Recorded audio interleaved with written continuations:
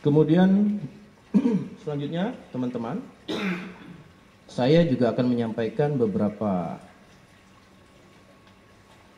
data, ya. Tentunya data yang akan sampaikan adalah data per periode sejak tanggal 19 sampai dengan 26 Juli yang kemarin terkait dengan situasi Kamtibmas.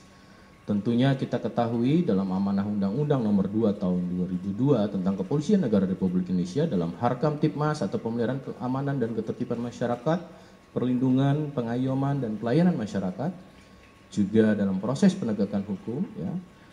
Yang pertama, Polri telah melakukan pengungkapan kasus tindak pidana selama periode 19 sampai dengan 26 Juli kemarin, Jumat, ya. Sebanyak 1.542 kasus di mana pada kategori tindak pidana yang menonjol, ya, antara lain di sini ada tindak pidana ringan, ya, beberapa cakupan tindak pidana ringan sebanyak 325 perkara atau kasus yang dapat diselesaikan. Kemudian narkotika juga selama periode 19 sampai dengan 26 Juli 2024 ini tindak pidana narkotika, ya, sebanyak 178 perkara atau kasus. Terkait dengan kasus perjudian, ya, tindak pidana perjudian ini juga baik online maupun konvensional, ini beberapa sebanyak diselesaikan, ya, yaitu 17 perkara atau kasus.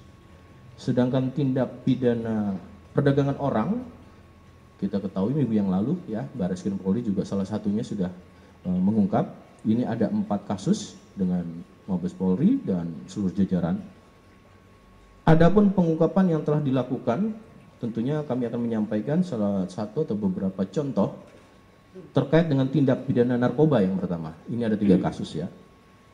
Dengan total 4 tersangka telah diamankan dan total barang bukti berupa sabu sebanyak 713 kg, kemudian ekstasi sebanyak 144.906 butir, sedangkan jenis pada narkoba ganja ini sebanyak 100 kg selama periode tadi kami sampaikan. Kemudian tembakau sintetis sebanyak 1,2 ton, PCC sebanyak 1.215.000 butir, dan obat keras sebanyak 1.024.000. Berdasarkan pengungkapan tersebut, Polri telah berhasil menyelamatkan 52.834.600 jiwa. Ya, tentunya ini adalah pekerjaan yang kolaboratif dan juga atas partisipasi seluruh stakeholder termasuk elemen masyarakat dan lingkungan masyarakat setempat. Kedua, dengan tindak pidana perjudian online, ini ada 1 kasus kemarin sudah disampaikan dengan sindikatnya adalah sindikat jaringan internasional, ya. Pengungkapan kasus tindak pidana perjudian online dan pornografi, sindikat jaringan Taiwan, dengan total 8 orang tersangka yang telah diamankan, yang mana perputaran uang pada sindikat judi internasional tersebut mencapai 500 miliar rupiah dalam kurun waktu 3 bulan. Kemarin sudah dilakukan press conference dan ini merupakan bagian dari beberapa kasus yang tadi bisa kita selesaikan. Tindak pidana perdagangan orang, ya, ini ada 1 kasus pengungkapan kasus TPPO dengan modus membawa warga negara Indonesia ke luar negeri, yaitu negara Australia, di mana kerjasama Polri dengan AFP untuk dieksploitasi secara seksual. Dengan total 2 orang tersangka yang telah diamankan, adapun jumlah warga negara Indonesia yang telah direkrut oleh pelaku dan diberangkatkan untuk dipekerjakan sebagai pekerja seks komersial atau PSK di Australia kurang lebih sebanyak 50 orang dan tersangka mendapatkan keuntungan sekitar 500 juta rupiah. Kemarin juga sudah disampaikan, ini beberapa kasus menonjol yang perlu kami sampaikan. Yang keempat adalah ungkap kasus yang menjadi perhatian publik atau masyarakat. Ada 3 kasus dengan total 15 tersangka yang telah diamankan, terdiri dari, ya, yaitu ke-1 pengungkapan kasus tindak pidana fidusia dan atau penipuan dan atau penggelapan dan atau penadahan kendaraan bermotor jaringan internasional dengan 7 tersangka. Kemarin teman-teman juga sudah mengetahui, ya, yang mana tindak pidana tersebut dilakukan di 6 TKP, ya, yaitu diantaranya ada di Provinsi DKI Jakarta, Jawa Barat, dan Jawa Tengah. Kemudian juga ada 5 negara, ya, 5 negara yang kemudian kendaraan-kendaraan tersebut ini diekspor ke Vietnam, ke Rusia, ke Hong Kong, ke Taiwan, dan Nigeria. Adapun dampak kerugian ekonomi, ya, ini tentu dalam fidusia dan juga pendapatan negara, ya. Dalam kasus ini berjumlah 876 miliar 238 juta 400.000 rupiah. Ini kasus yang fidusia. Kemudian setelah itu pengungkapan kasus online scam jaringan internasional dengan 4 tersangka. Total korban di Indonesia mencapai 823 korban dengan total kerugian mencapai sekitar 59 miliar. Juga melakukan online scam di 3 negara lainnya, yaitu seperti Thailand, India, dan China. Adapun terhadap ketiga negara tersebut tentunya juga akan mengalami kerugian, ya, dengan rincian sebagai berikut. Di India sekitar 1.077.204 juta, sedangkan di China 91.207 juta, dan kemudian di Thailand yaitu 288.300 juta.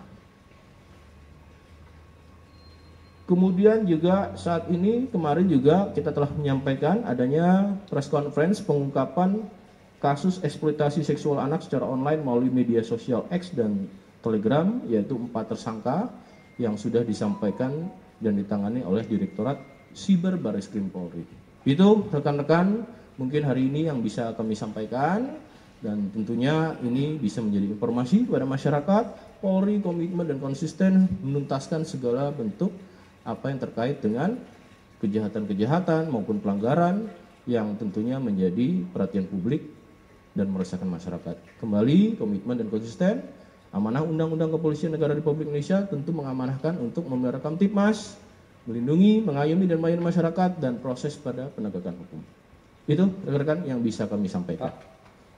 Pak, izin Pak. Pak, terkait yang sosok T ini, Pak, yang dari Beni Ramdhani kan menyebutkan jika sosok T ini merupakan orang yang kebal hukum.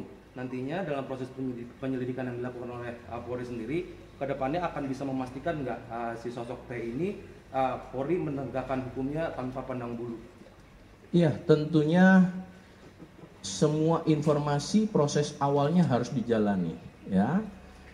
Kan ini baru informasi yang kita dapatkan, maka langkah dasar laporan informasi dijadikan proses penyelidikan oleh Barreskrim Polri. Kemudian tentunya hasilnya bagaimana mekanisme proses hukum akan dijalani sebagaimana aturan bangsa dan negara kita yang berlaku, ya.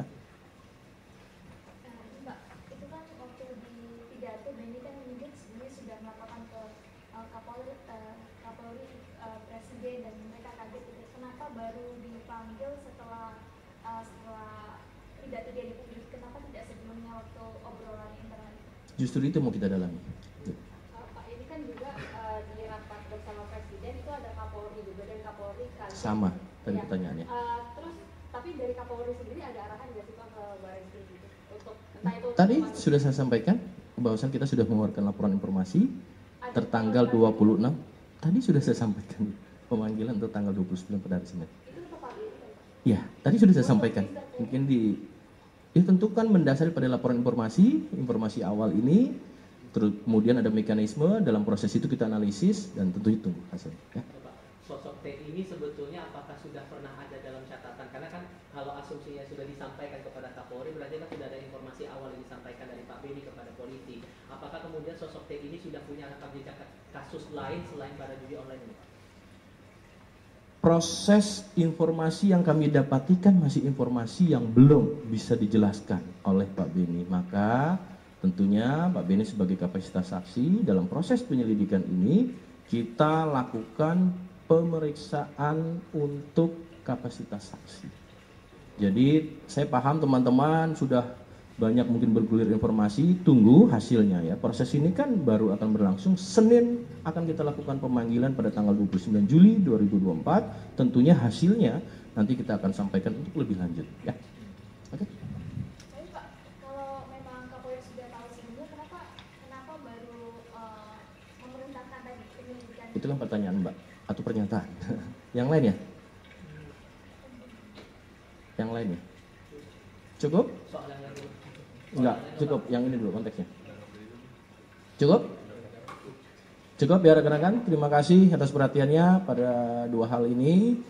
Yakin bahwasanya komitmen dan konsisten Polri untuk menuntaskan segala bentuk kejahatan dengan secara tuntas, dengan cermat, dan tentu prosedural. Dan sekali lagi kami juga mohon dukungan kepada seluruh elemen masyarakat, stakeholder, dan seluruh bagian daripada sistem peradilan yang ada menjadi bagian untuk proses penegakan hukum yang sesuai dengan yang diharapkan masyarakat. Terima kasih, saya tutup. Assalamualaikum warahmatullahi wabarakatuh.